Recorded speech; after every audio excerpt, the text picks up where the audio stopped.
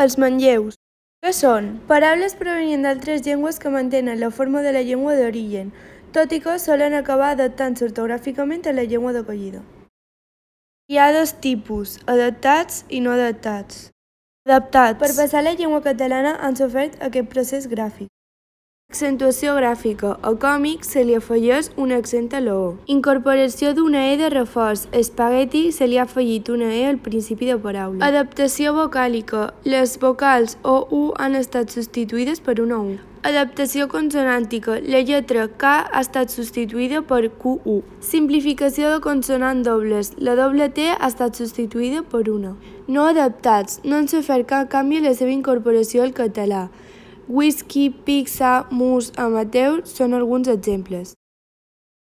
Els errors més comuns és confondre els barbarismes amb els manlleus, i no són el mateix. Els manlleus estan inclosos al diccionari i són correctes. En canvi, els barbarismes són d'ús incorrecte i mai figuren al diccionari.